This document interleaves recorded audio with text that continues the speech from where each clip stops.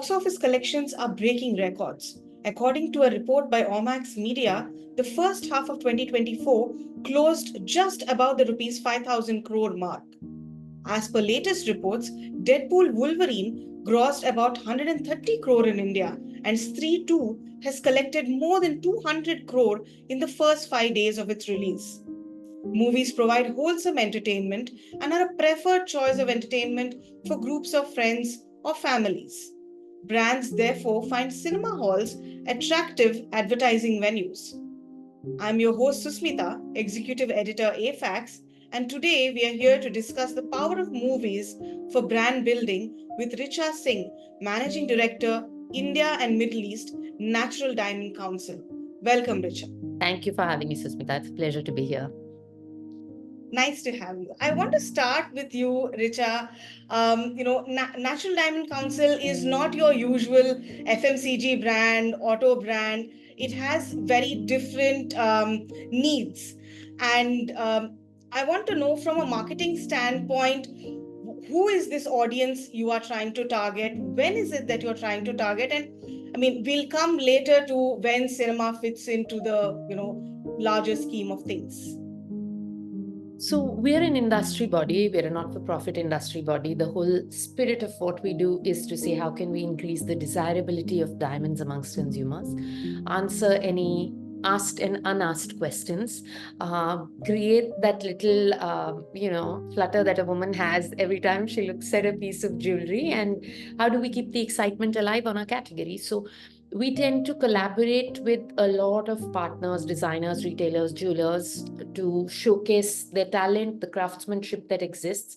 We also go behind in the supply chain from where the diamonds journey now, most diamonds, almost all diamonds are traceable. So, we speak about the supply chain, how the diamond can be sourced. So there are various initiatives that are taken, the sustainability initiatives, the do-good initiatives that exist in our industry. How do we share? There is a lot of stuff that is done in the industry that by the industry or for the industry that may not be a reason for a brand to share because it does not directly lead to, sale. But as an industry body, it is my privilege and duty to share it with the consumers so they can feel good and get a sense of satisfaction with the category and the industry they're a part of, or, excite them about entering our category. So to answer your second question, we speak to most consumers. Say, I would say we start speaking pre-wedding, so it's 18 or 20 to till about 45. That's a core age.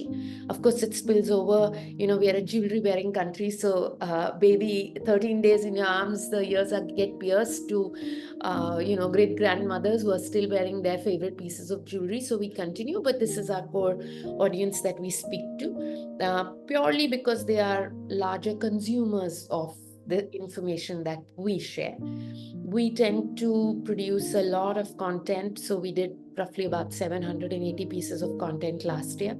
A mix of, facts, a mix of romance, facts, history, the fact that we were the first mine in the world ever, or the fact that, the Maharajas, how much they love the diamonds, to now men coming into diamonds, to how the diamonds looked at the Olympics. So we have red carpet, we have, like I said, the best symbol of love, romance, history, pop culture. So it's a combination of what we bring up, but it's everything.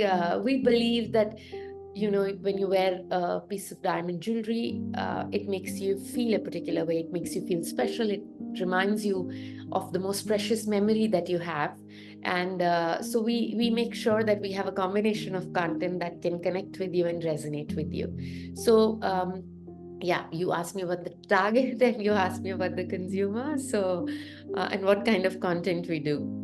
So. Got it. In fact, one of the ads that I remember from childhood that stays with me is for a Madras-based brand called Prince Jewellers. Yes. And it's something that I've seen in single screen theaters growing up, and it was because of the voiceover. I mean, all it said was Prince Jewellers, T Nagar, Chennai. I mean, I still get goosebumps. and you end up seeing a lot of jewelry brands advertising on cinema screens. And I want to know, why is it that for jewelry brands in specific, the cinema becomes a very important medium? I mean, I'll give some data. I mean, if that contextualizes, the your answer is, I was looking at the recent FICCI EY report, and it said that domestic theatricals crossed about 12,000 crore in 2023. I mean, it was an all-time high, is what the report said, and admissions stood at about 900 million. So, I mean, there's no doubt that there is a resurgence in theatrical releases and response to movies, I mean, since COVID. But the effectiveness of cinema advertising, I mean, me remembering that Prince Jewelers ad even now, I mean, how does this compare to any other medium for jewelry brands in specific? This is a combination of what we feel versus gut versus what we have proven, but there is a beauty to the visual medium that nothing else can. The big screen does not take away. So we are a visual medium. If you want to show the craft, the design, the beauty, the sparkle, you want to see it, right? There's only so much that can be said in it, although we do use Spotify very well, but there is something to say for a screen. There's still now, coming back, I'll give you a small example, but we can listen to all the songs on our phone and on audio apps, but we still go to concerts and we still line up, and there is the halo of the whole experience.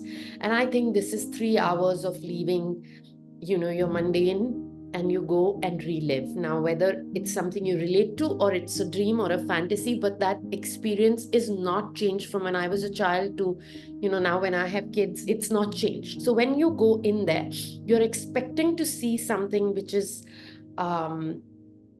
inspiring, reliving a moment or envisioning yourself in a moment. And for me, that's what diamonds do for you as well, right? There's a dream, there's something that you're aspiring for, something you're hoping for. So it's a perfect connect when you're going in for this beautiful larger than life slice of life, larger than life vision of a slice of life that is happening. And I think that it's today you spoke about Stree and you spoke about the others, the diversity, the kind of genre, especially in the South, the kind of genres that they're offering. It's like every week you have a new experience that you can go and see, right? You don't have to wait for X. And I think it's a perfect opportunity. It also, a few factors that fell into place for us was that once lockdown happened and you wanted to go out and you wanted to step out, and this was a easy step out for me. Not you started to travel, of course, but this was an easy step out that people really took to. So you wanted to get out of your living room and get out of your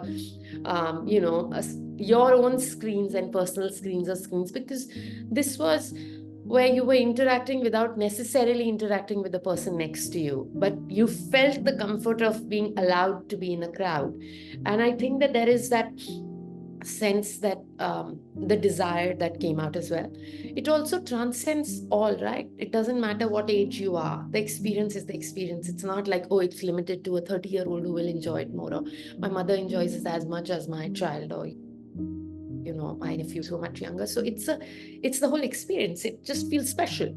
And I think cinema has worked hard to continue to make it feel special. You spoke about Wolverine and Deadpool. My kid was tracking it throughout and had to see it in the cinema, and we were traveling, and my husband had to take him on the first day, and it was just something. What can we do when the treat is going to the cinema? So if you look back 30 years ago when I was saying that, or 35 years ago when I was saying that, to now when my child says it, it's still a treat. And for I must tell the Prince family that you spoke about the voiceover. I don't know that, but that's a creative hook. But for us, we are a very beautiful visual medium. We also tend to showcase larger than, you will always remember outfits worn in a movie. Karan Johar, the kind of color that come out, you track, or, what the actors have, you tend to mimic, and you say, I want that style. And why not? So it's a perfect opportunity for jewelers as well to come out and showcase. So if you see a lot of the bigger blockbusters where there is traditional avatar sort of the jewelry brands have done a very large integration, but otherwise there are smaller. We've become a very integral part of the look feel of a woman, whether it's set in a metro or a younger audience, or set in the olden times. We transcend. Jewelry transcends. So it's a very integral part of a look of the film. There'll be so many films where a particular piece meant so much to you. So it's a sort of subtle messaging as well, along with showcasing, if not a direct collaboration. Got it, got it. And you spoke about South Indian movies also, and my question is, so there are, I mean, the blockbusters that come, which are pan India hits. Yeah. You mentioned Karan Johar, and then there are the Deadpool, Wolverines, and all of that. So, but we're also seeing a lot of South Indian movies have a larger pan India appeal.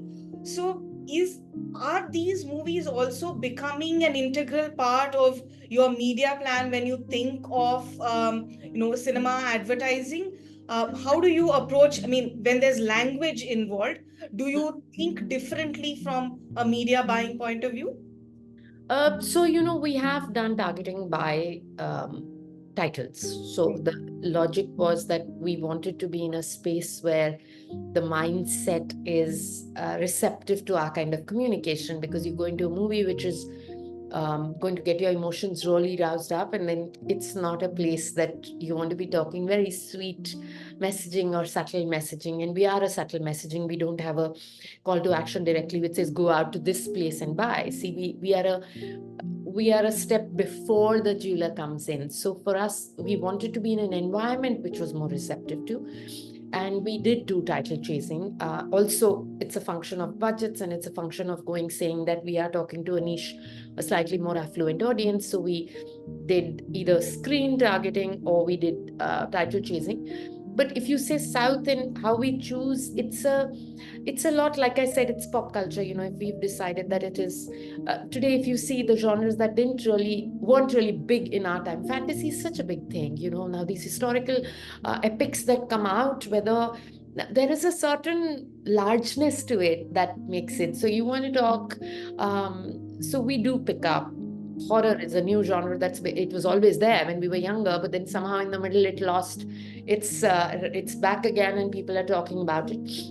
What we do enjoy as a brand is the fact that we get to choose a combination of Hollywood, Bollywood, South all together. We don't, because we do title chasing, and we are lucky enough that in metros or the top cities that we go to, you get all.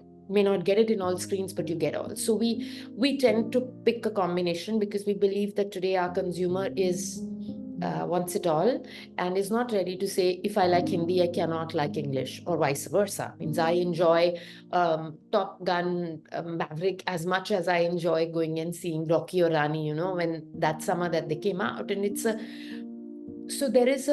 the reality is that the consumer wants it all, and the consumer is ready to explore all. Of course, you have your own preferred language, or your preferred actor, or your preferred director that you want to go to, and you go because of. But we tend to do a mix of all, because we think that's what the consumer enjoys. So we, of course, the team, we work very closely with PVR. We work very closely with Wavemaker, who in turn does the PVR. But we've done for the last 3-4 years, we work closely with PVR to say that what can we look at? How can we talk to an affluent audience where, see, we are not a ad which you need a recall of a logo, right? Or a recall of a name or a brand name that leads people to come to us. It's not an impulse purchase. It's a high value purchase. It's an investment. It's the most precious gift you'll give to someone. So there is a thought behind it. So we want it to be in a space which allows them to give it that little 2 extra moments to process. And that's our selection of when we go out. So we don't take anything which is too extreme. But that's a choices we make. There is no logic or science to it. We just sit with the teams and get some inputs and choose with that. But we tend to pick and choose. I enjoy a Tamil movie as much, as long as subtitled, of course, but I enjoy a Tamil movie or dubbed Tamil movie as much as I enjoy a Hindi blockbuster or a Wolverine and Deadpool. So we believe that our audience in the top 20 cities is the same. They are looking at a combination of, also if you speak to a 22-year-old, there is no logic for everything. There is mera aaj mood ye tha. So we tend to talk to what at that moment what he or she are feeling, and what is we believe would be a better choice. But for us, it's not the large numbers. We tend to go with, like I said, a slightly qualitative take on the choice of movies. Okay. And so you said the top 20, cities is what you target. And that brings me to one question about, multiplexes. Yeah. And multiplexes now are a whole experience in itself, right? I mean, even when you plan a movie outing, it's not just watching the movie. I mean, it's everything around it. It's a whole thing in itself. You dress for it and you go. There's a meal associated with it. Often you might even book the meal in advance. It's a whole thing on its own. So, and the space therefore is also becoming, I mean, something where people gather. There's earlier you would, I mean, you would just enter, head into the theater, and then head back right out. There was no space to hang out in a cinema hall. Now there are spaces to eat, sit, chill with friends and things like that while you wait. So is the space, the multiplex itself, also becoming an important avenue for advertising, or for you is it still because you are thinking of recall and visuals are so much more important, is the screen more important for you? So to be honest, it's the space and a combination, because the space has digital screens now. So for me, when you're sitting, you have that much more time. So just to give you a context, running an ad inside the cinema, and outside we would have some facts. People keep saying, how real is your diamond? How rare is your diamond? And we have facts. Now, this is not a fact, is not necessarily stuff that you would put inside, because you're buzzing, you have your attention span, you're standing inside, you're sitting with a group. But when you're waiting outside, like you said, you have time to hang, wait for friends, gather together just 10 minutes in advance. That is the space which we use. We've revealed our styling looks there, we've done trend reports there, we've done facts there. So we tend to use the space outside. I think that's the beauty of it. We've also upgraded as cinemas. The experience is upgraded. It's in, I also think it's democratized, right? It's like everybody is there, like I said, from an age point of view, or from a movie tends to, and I was giving you an example of a concert, but it tends to bond you together. So when you're sitting outside, even if you don't know the person next to you, if you're all there for a movie, you tend to believe that you belong to a particular clique. So this connections happen outside. So we want to be visible outside.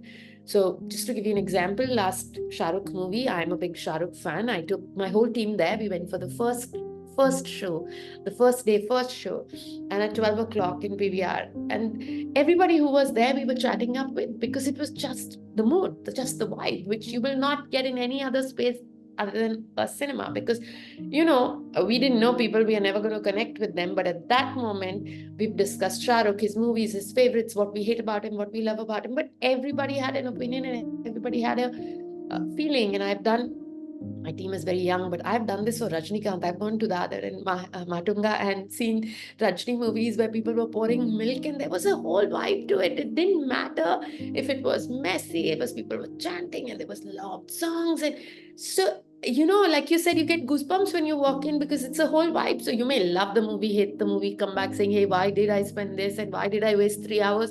But I will still be back the next week. And I think that this outside experience is a sort of parallel track. It's not just the 30-second or the 60-second exposure I'm getting inside on a big screen to make it larger than life. That is one aspect. But outside is a sort of relatability that you can. Also, like I said, you get time. And the beauty is that from an environment point of view, it's really upgraded from the initial what options we had as an advertiser in a single screen cinema initially to now. And multiplexes have really upped their game. So the kind of screens that we have, the quality of screens, and the content that we can put up. We've just taken a pillar where your content goes across, it's wrapped up, it's just visually beautiful to have.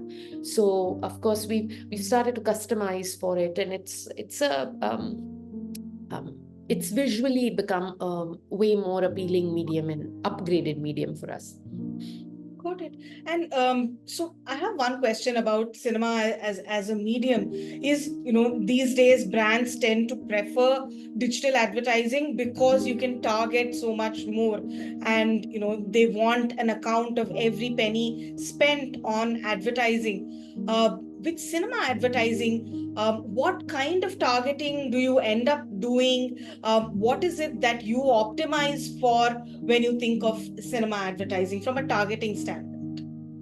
There's a lot of gut, I must say. The targeting happens a lot to do with the areas we are in. So the catchment areas, we tend to pick on catchment areas, starting with, like I said, if we do a multiplex choice of screens, it's the cities, catchment areas, and then either we have done title chasing, which is a belief of a particular genre. Now, at that point, I cannot know whether it's a child who entered or, if it's the parent who did, but it's the spirit of it. And we assume a percentage between us and say that this is who we think will be the core audience or the right audience on that title.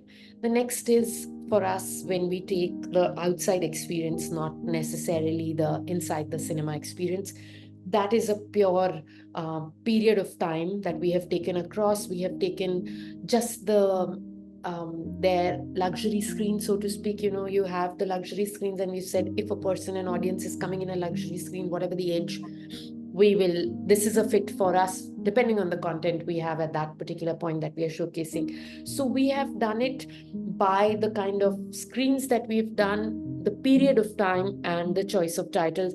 I don't think we've ever gone very specific on see that there is a cult following you will have, whether it's a particular actor that you have, but I'm not a very big superhero fan, but I believe that there's a large percentage of mums who would have attended. So it is still a right environment for me to be in. I don't need the 100% of the screen to be watching, but I want that who is there, there. So the kids are also there. So I cannot make on that point, we have rational sort of number that we draw up with our teams from the agency or PVR and make a choice. But we tend to go selective whether, like I said, the three things that we choose.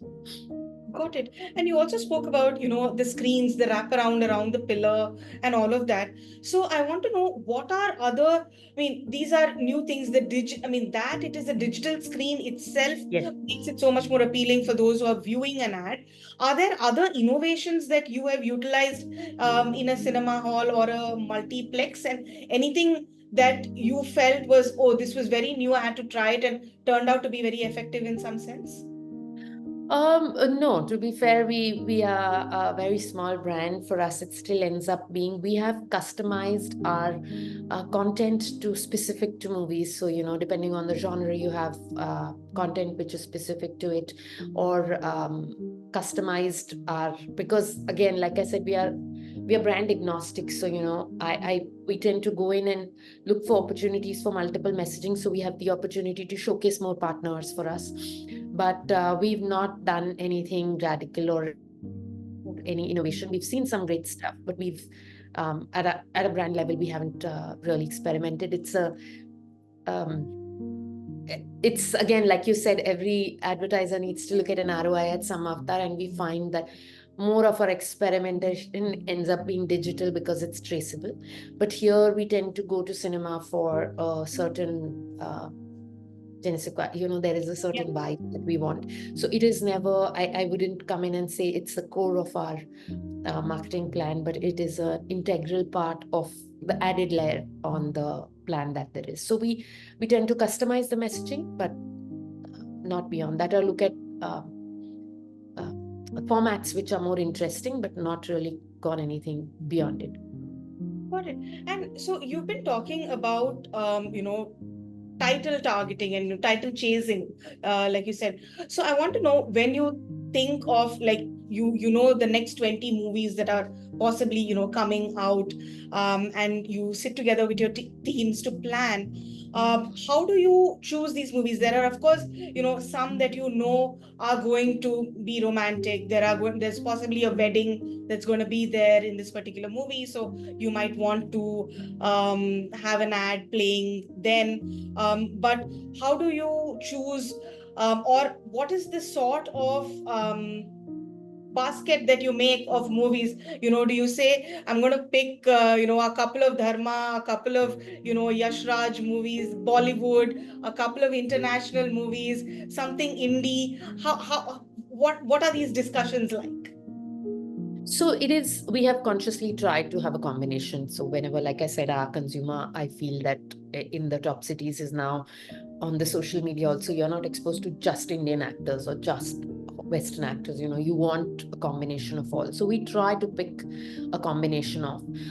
From genre, we tend to stay away from a couple of, like I said, anything which is extreme emotion. So anything very political or horror for that matter, we tend to stay away from. It's not just pure romance. We are okay with drama, but you don't want to end on something which is sad, in the sense of, depends on the messaging. So when we are sharing facts, we don't really care, as long as it gives us the breathing space. There's not too much happening. So when there's too much happening, the break comes, the consumer wants a little calming down, and they are not necessarily going to focus on your ad. So it doesn't have to be only a romance. We don't pick up by studio or production house. We've never gone and said dharma.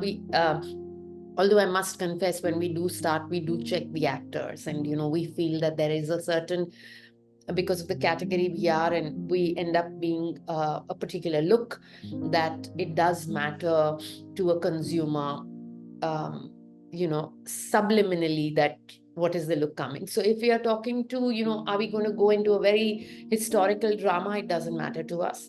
At that moment, what messaging we are putting, like I said, we do a spectrum of messaging and which kind of movies, but there's only few genres that we completely stay away from, because we believe that it just distracts you so much, that because we are not a direct messaging, that people won't really register it.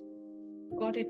And are Bollywood Hindi movies a large part of your media buy when you think of cinemas? The FICCI EY data also says that the resurgence that happened last year was actually driven by Hindi cinemas revival in some sense. So is that sort of a reassurance also for you that Hindi movies, Bollywood is seeing this resurgence, and are Hindi movies a large part of your media buys? Yes. If you ask me, of the three genres, whether it's the South, and I'm clubbing all languages together at this point, or Hindi or Hollywood, Hindi is the biggest for us. Means Hollywood would be, like a surround to it, or a couple of movies that are exciting you, or people are talking about it. But again, see, a superhero movie doesn't necessarily make sense for us, like I told you, because depending on how it is, who it's targeted to, we would choose.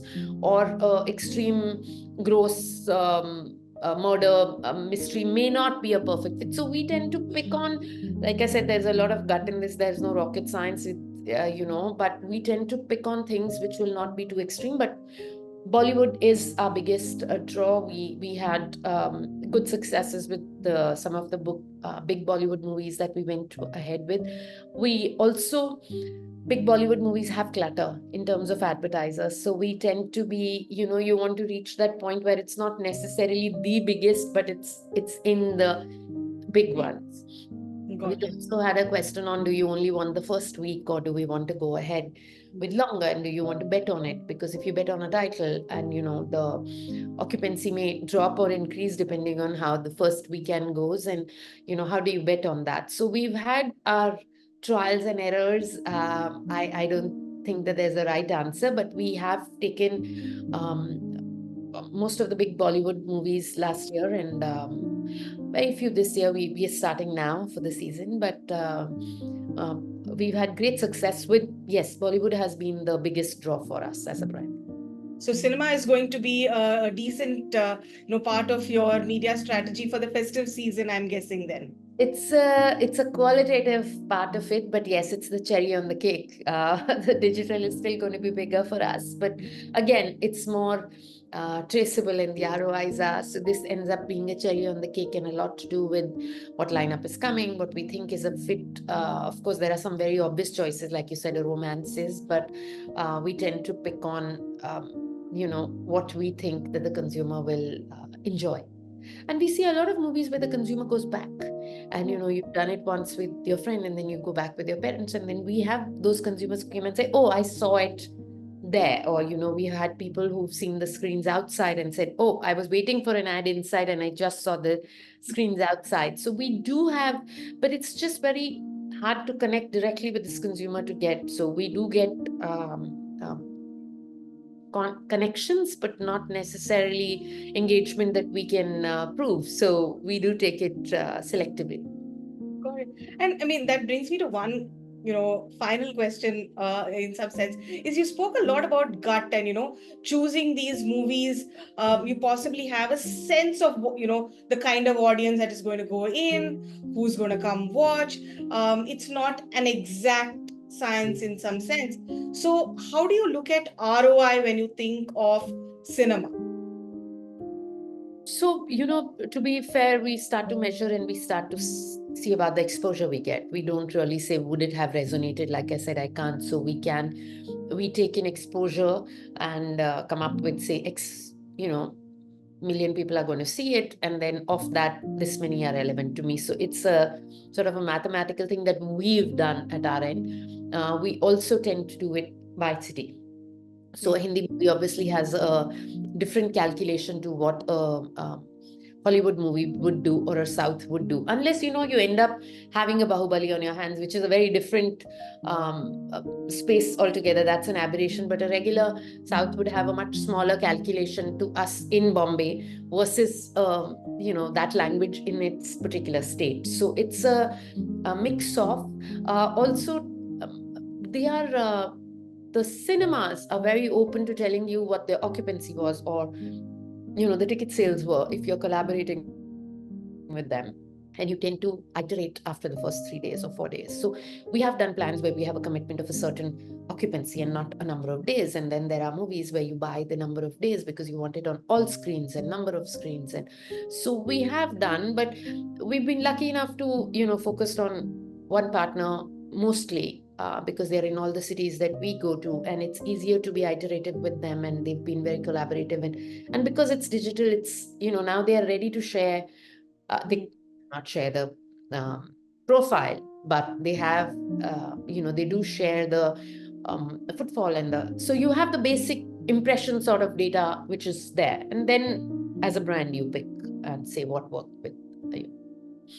Got it. And you mentioned Bahubali and, also spoke about, choosing that first week of the premiere or, going the whole hog, staying with. But do you ever have an instance when you possibly did not bet on a movie, like, when you were doing the title chasing, you didn't chase the title, and then you realized, oh, this movie is doing really well. And then a week or two later decided, hey, I want to be on this movie now. How often does it happen, and what do you do in such instances? You can share something. This is the agency's I told you so moment. You know how they send you and they say, "Ye title," and look at the numbers and the predictions and the this, and then you say, no, I can't afford it. And then they'll come back a week later and say, I told you. You would have gotten so much extra. So this is an agency I told you so moment. But yes, of course, it happens to us. We've had to let go of some of the bigger movies because, like I said, when the big brands come in, and because we are so selective about the screens or the cities, and it's not a blanket hazard screen lelo kind of a thing, then we end up having to leave a movie if it becomes too big or the expectation are too big. Some of the stars dictate that kind of opening, and because of that we don't really end up going in the first week. But then the movie, after a week, they're ready to take more because the big guys may just be coming in for the week. So we have taken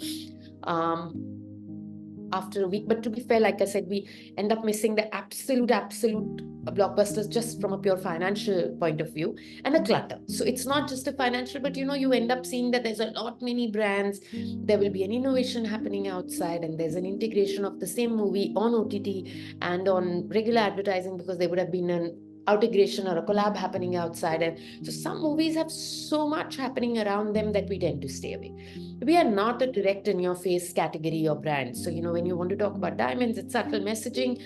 Also, we are not mass. I don't care if we reach gazillions of people. So if we want to talk to a select audience, so consciously stay away. And that, I think, works in our favor because we are not looking for the absolute big mega star movies that come out.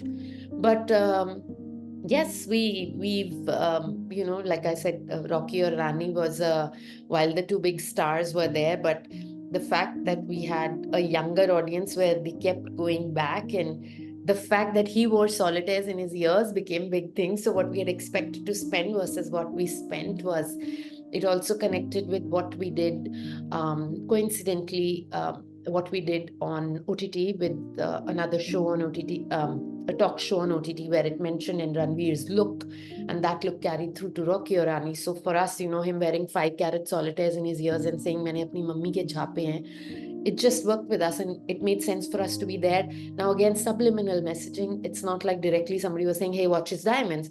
But the fact is that he had diamonds, so might as well be present in the movie. So yes, there are some choices you do when you make the movie. Again, not a rational ROI-led choice. It's a qualitative choice at that point. But for us, if you see pure numbers, the ROI worked, right? Because the kind of footfall or the numbers that that movie had was great, and it was a Bollywood movie. So this reaction that you're seeing ends up a lot more on the Hindi genre. English, meaning it's not, we will never have that extreme up or down. And if it's not global release, then you anyway know what's coming, right? So you've seen trailers to get a perspective or seen the movie. And one last question is, as an advertiser, as a brand, what is it that you would like from features or upgrades on advertising when you think cinema? No, if I had this feature, it would really take things to the next level. Anything that you've seen, maybe internationally, an example that you felt if this was there in India, it would be great. Any such? I actually I was traveling when Barbie came out, and I think that they went really, that was one brand where the outside the cinema was bigger or as big as the cinema itself. And I think that the kind of level of engagement they had at a cinema level, not the screen, but outside, like you said, just the experience of outside was was fantastic. From catering to 8-year-olds to catering to 18-year-olds, they had covered it all. So I think that that level of engagement, maybe it's space led, maybe it's the fact that our screens are way larger and more crowded with more people than European screens are. So obviously they are much smaller, so it's maybe more possible there. But we had various levels of photo booths. We had the way they did the movie, it was almost like you were reliving a scene from a movie. There's all AI experiences that happen before you enter the movie, and they are not clips from the movie. It was just a so I feel that the experience can be added. Now I don't know the practicality of it, whether how much before the movie starts do you want people in, or how many people we can accommodate. But I think on select screens we can afford to make the engagement way more qualitative and upgraded. That is already happening, and it would be great to see here. Superb. Thank you so much. I think I have a greater understanding about cinema advertising, having spoken to you now. Thank you so much for your time today. It was a pleasure. Thank you for having me, Susmita.